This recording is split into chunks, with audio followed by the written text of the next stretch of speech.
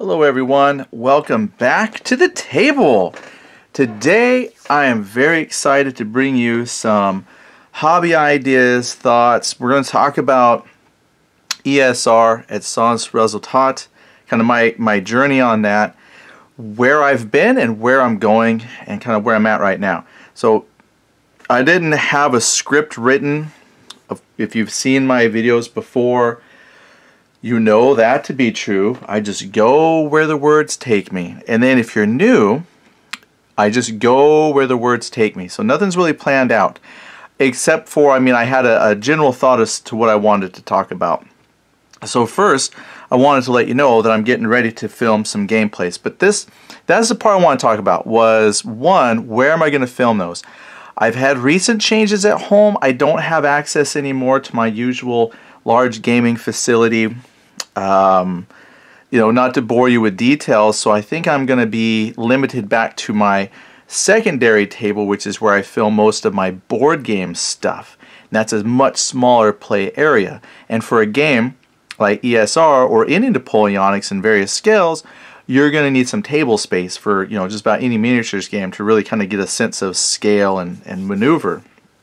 So what you get as far as how to play the game or gameplay samples might just be very small engagements that kind of just run you through the rules and what I've learned. I have a buddy I play with, and depending on him and his feeling of having me bring a camera into his home, I might be able to film some stuff there. But those would probably be much shorter as well, kind of summarized, not so much tutorials, but more in the true sense of after action reports or recordings in between turns and things like that. So I want to get you some good ESR gameplay footage. I'm still trying to work that out. Now, to help me with that, especially when I'm here at home playing, I did come up with some interesting stuff. So first I want to show you where I'm at as far as painting goes.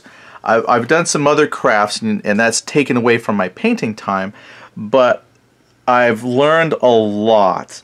So here's something. Now this is an overhead kind of top-down view. I'll bring this down in a second. First of all, if you've seen my previous videos, painting is not my strong point. What I was really happy with the idea here is a lot of folks encouraged the idea that you don't have to worry about painting super detailed, because when you have these on the table and you're looking at them from a couple feet away, you're not really looking to see if you've got a lot of buttons colored in and things like that. There's a lot of detail that gets lost on the really small figures. However, does that mean you can paint the details? You can. On some of my first ones, I did try to get shoulders and some other things painted in, and was throwing in some of that detail, and some folks said that's cool, but again, if you need to paint large batches of figures and you're trying to paint them quickly, just focus on maybe shako, backpack, some of that stuff, white pants, color of their jacket, and just you can be kind of more vague with it. And I think they still look good from a distance. And again, I've gotten some better techniques, at least as far as basing, some ideas that I've read. How I would normally maybe traditionally base 28 mil Warhammer type stuff like that is maybe not the same type of basing techniques. These guys, what I did here to give them their grass and everything is I put white, just regular white glue with that PVA glue, Elmer's glue all over the base, just got it spread out there. Then I took the figures that were super glued on the bottom and super glued them, and they fit right onto the Elmer's glue just fine. And then what that let me do was I could pour grass and all that other stuff right onto the base, and then that landed on the PVC. So I was able to easily have the glue then be between all the figures. So some folks were telling me what you could do is really water down your Elmer's glue and let that drip and run between and flow between all the figures as a way to get the glue between the figures. But I found it was easier just to put white glue over the entire base and then just glue them through the white glue, so they're like doubly glued on there. And as I'm dropping all my grass in between the figures, it's catching all the white glue that's left in between the figures. It worked out great. And I mean, I got a good amount of grass on there. I mean, I think they look so much better than what I did before. Traditionally, it's you just base the whole thing up so you have all your grass and stuff, and then just glue them on top. But I'm finding that for whatever reason, the paint I was using didn't really cover the little bases that they're on, and the paint's actually kind of wearing off for some reason. So you see them standing on top, and it doesn't look as natural as what I have with the other figures. So that's something I've learned and changed. And also, as far as painting them with the details, yeah, I could probably just continue painting them on with very few details, and no one will really notice. Because again, if you're sitting back like this, you know, a couple feet back, you know, again, I'm looking top down, but even if you brought this down and you're, you know, at an angle, this camera really won't let me get an angle too much, the way I've got mounted on here. But even though, you know, if you're looking at them from the back all the time, can't see them pick that one up. You know, if you're still looking at them at an angle and you're a few feet back, really all you need to know is primarily blue and, you know, white pants. So I was torn on that, and then I gave some figures to my buddy to paint. He's a fantastic painter, I've mentioned that before, and he posted some pictures on Facebook, and I said, oh my gosh, those things look amazing, even at that 10mm scale. And he's got a good 30 years experience painting Napoleonic set. He probably had no problem whipping those out, and they still look fantastic. And so no, from a distance, a lot of that detail is going to be lost, and you won't notice it until you pick up the base and look at them. But I said to myself, you know, I'm going to go and do even more detail. So my next batch, in fact, let me show you a work in progress. Just a little bit of a work in progress here. I've got them. I'm bumping the camera. I wasn't going to show you these, but I just thought about it. You know, like, hey, let me just go ahead and show you here.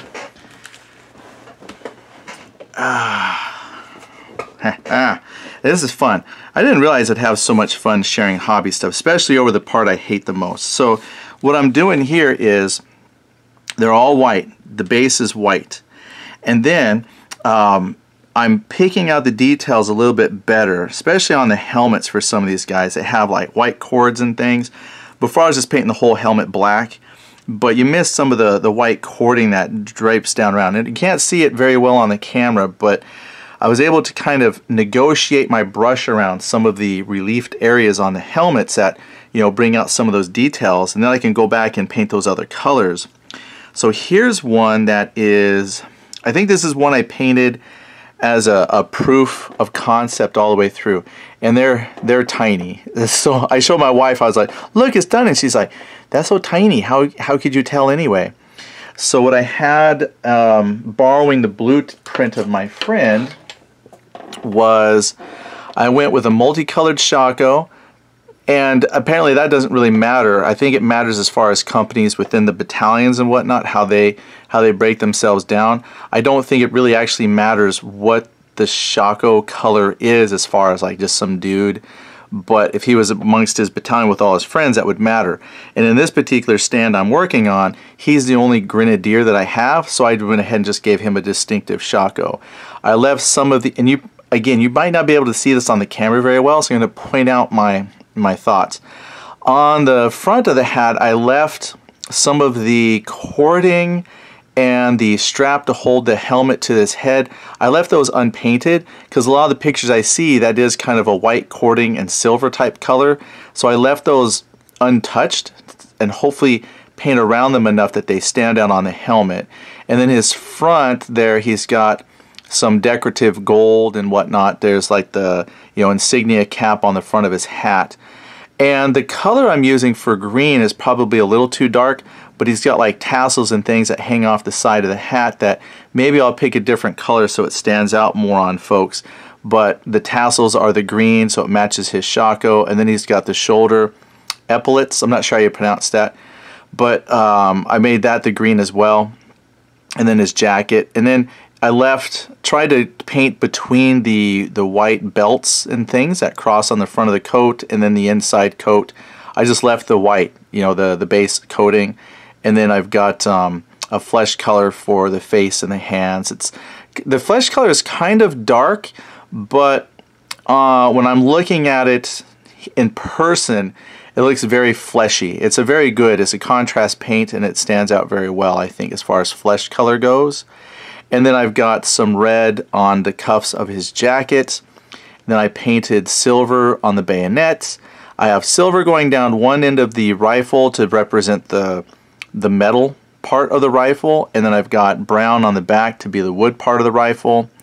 The backpack, I've seen different ways of painting the backpack, so the way I went here was it's a brown, and then what I did was the parts, I've seen on a lot of packs they have like white webbing, I guess, straps and things for the backpack, so I just kind of painted it so that what I thought was the straps for the backpack, I didn't touch those. And then I got his jacket painted, his boots. I could be wrong, but it looks like the boots on the French soldiers are a little higher than the boots on the Russians.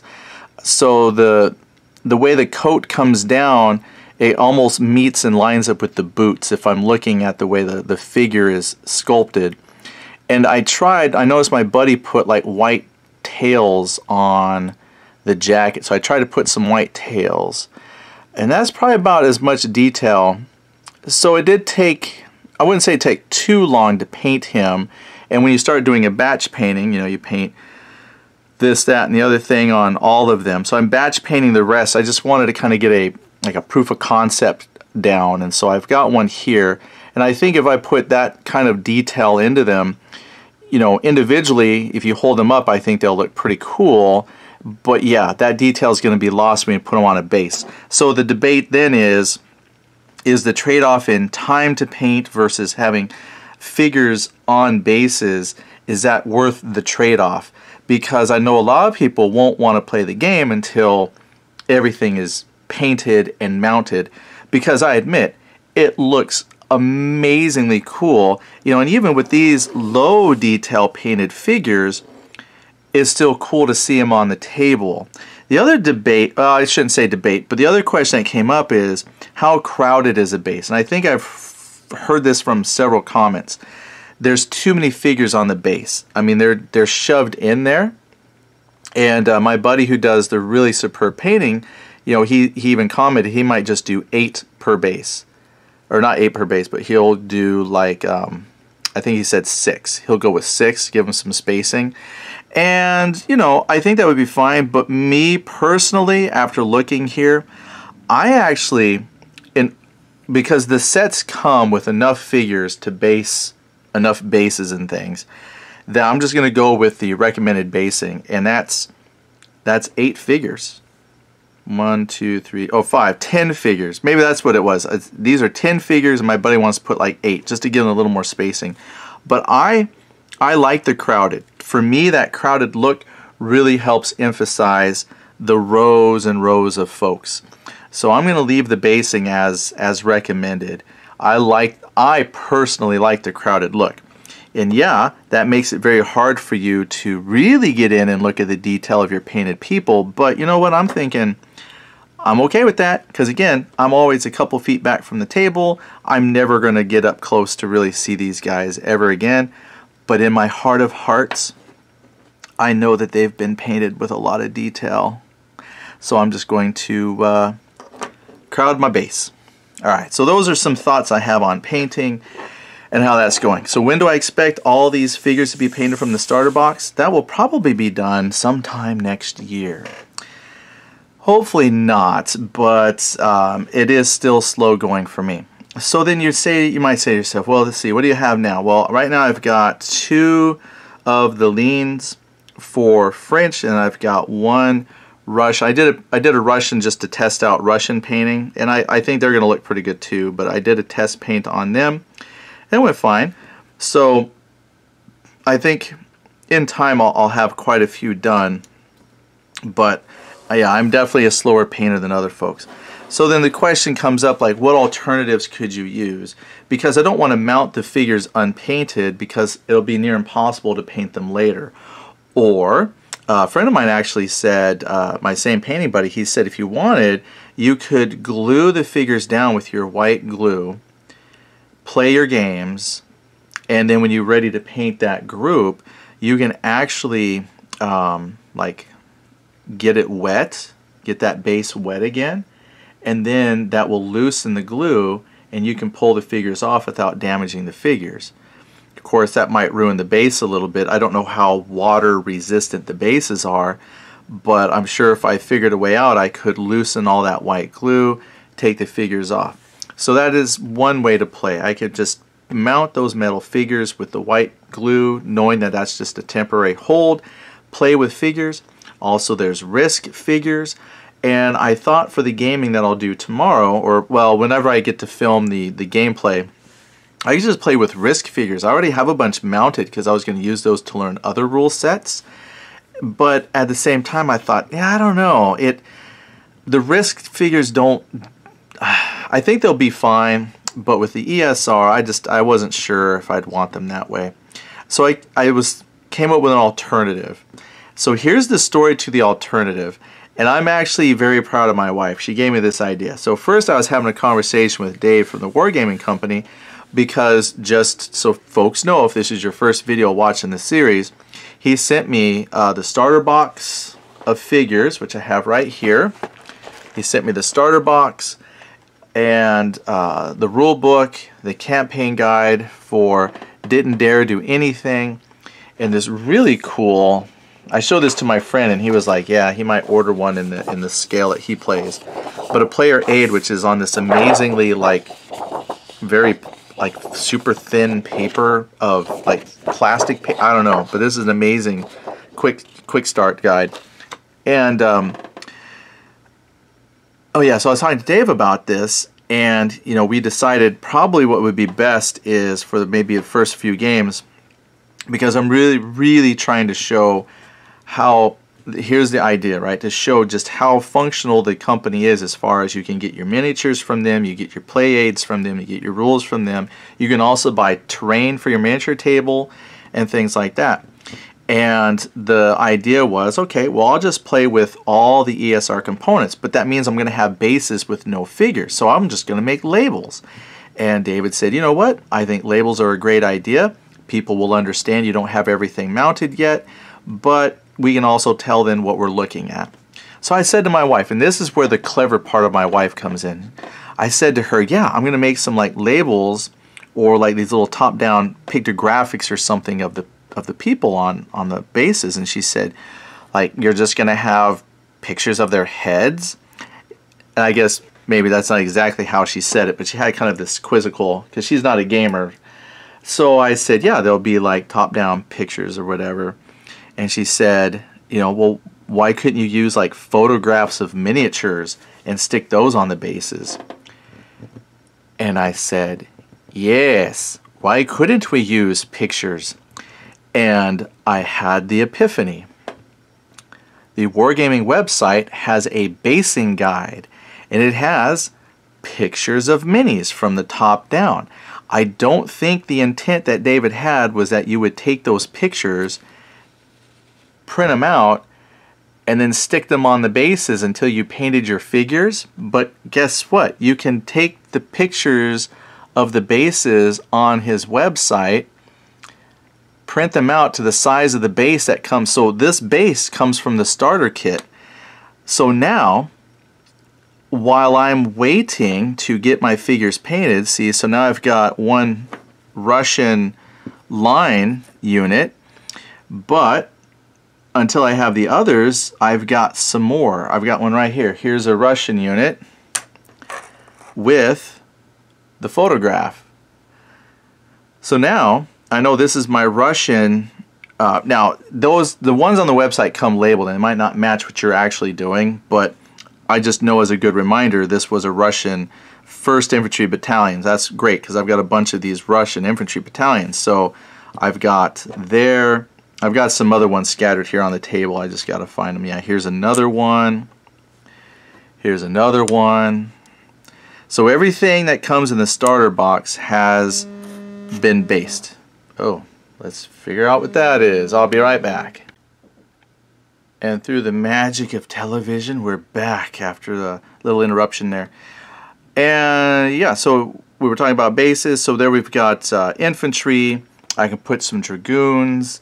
And the French ones from the website, they're a little blurred out, but I can still tell what they are. And then I didn't realize how small the bases were for like force commanders.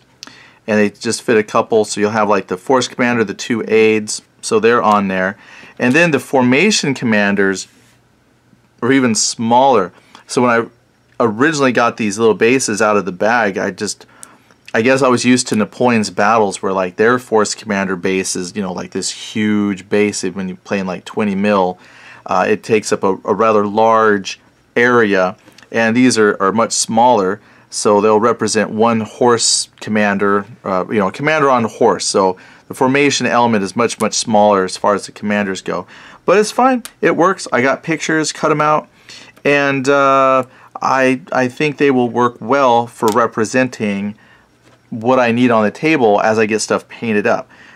So like here's the Reformation area segment, and then here's the artillery limber, and you've got, say, the artillery. So even the artillery's got a picture up there.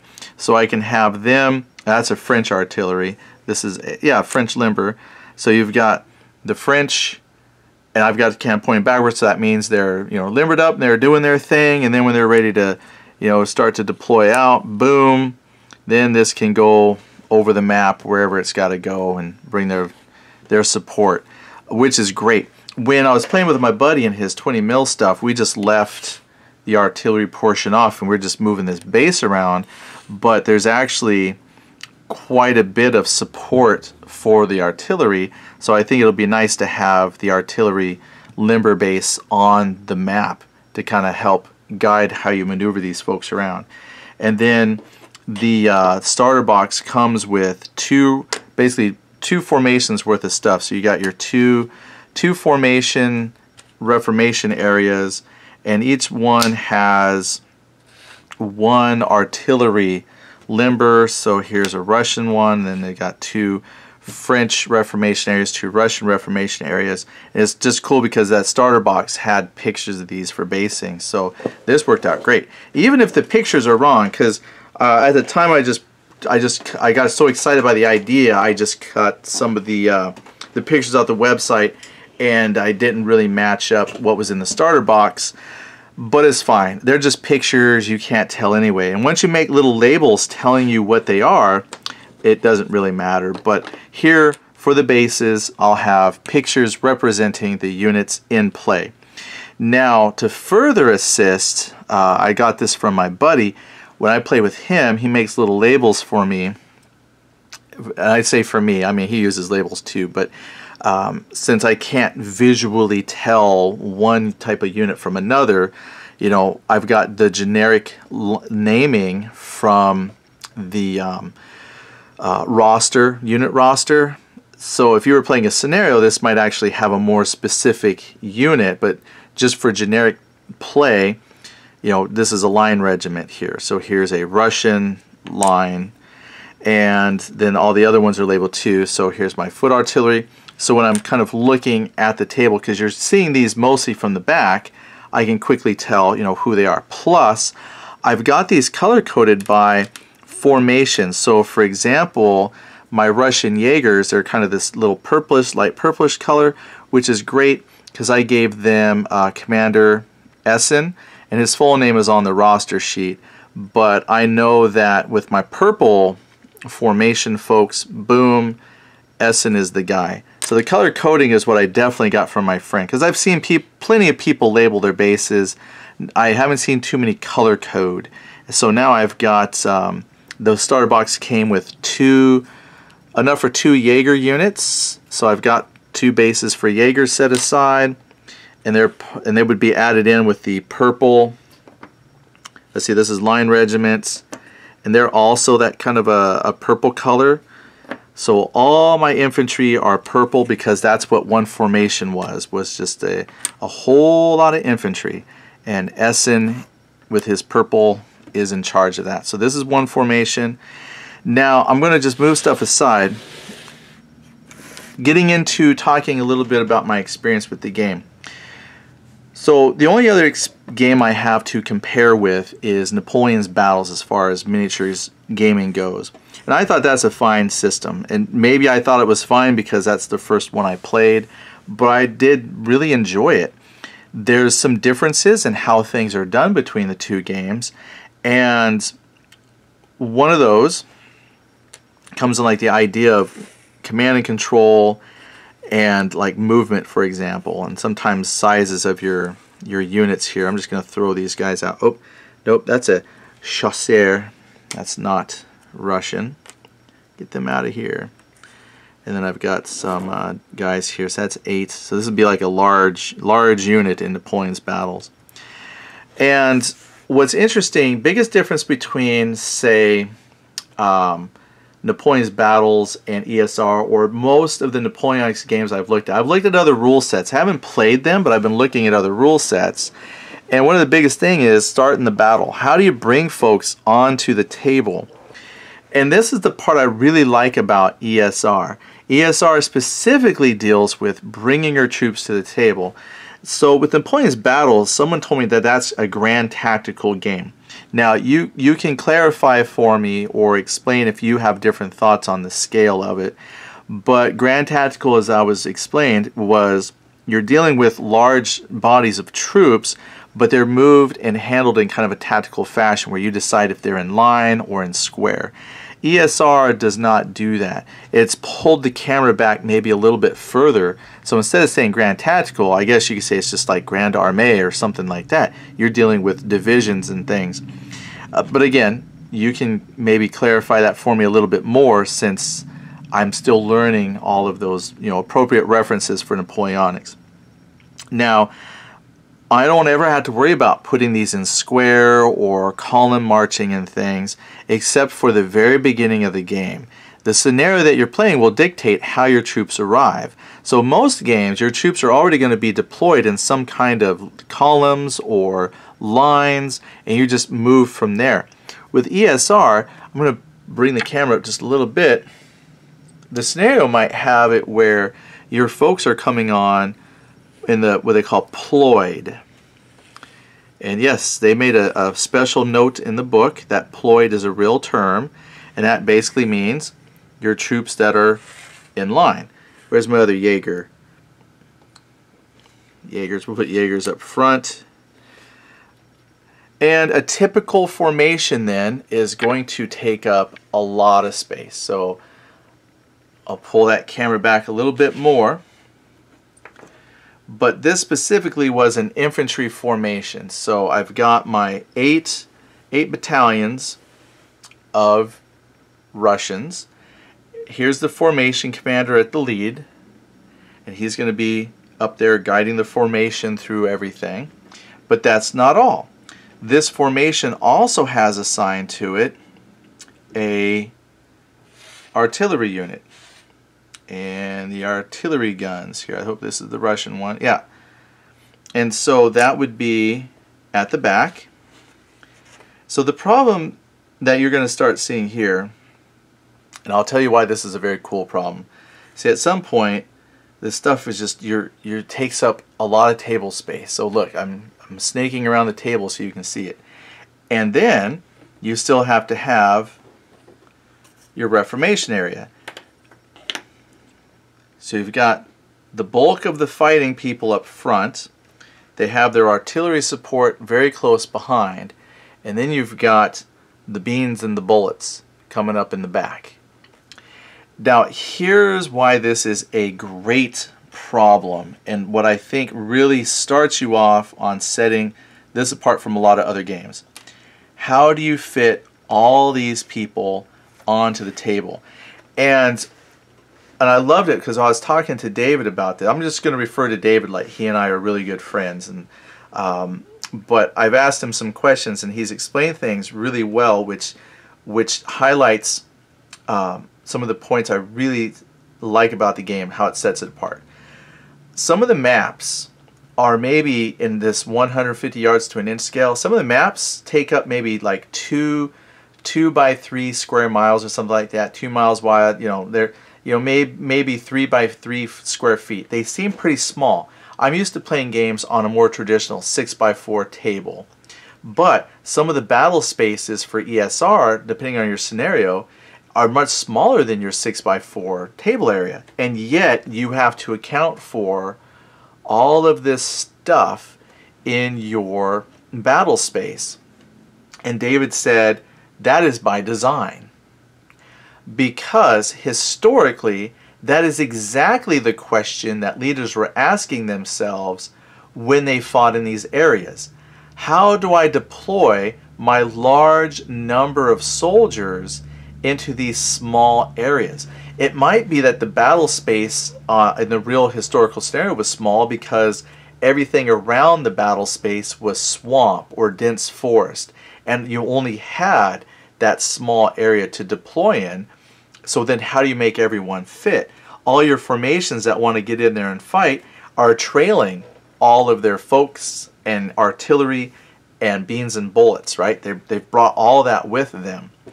And I said, wow, that's cool. Every scenario that I've played, I have only played a little bit of Napoleon's battles, so please don't take this to mean that I'm an expert at Napoleon's battles. But the little bit of experience I have with Napoleon's battles is that's not a concern. The scenario and the table space available fits everything that you need.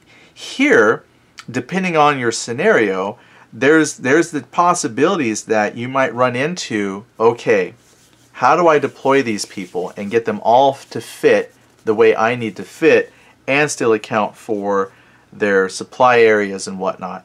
That is cool. That to me is that first layer of pulling the camera back to the wider problems of command and control in a game. And there's really not any rules that dictate that, other than you have your Reformation area and your artillery has limbered support and whatnot. So you do have to have all that on the table, but there's no big excessive rules that dictate exactly what happens in here, and it's great. It's great. So yeah, so let's just say I've got that here. And then that's only one formation. Your starter box comes with two formations. So I'm going to have another... see, that's French, so we've got the Dragoons, right? So I'm going to have my... I'm glad I color-coded these labels because I'm not good with names. The starter box, the Russians get 3 Dragoons, and I just moved the Dragoons off to the side because they were in a way.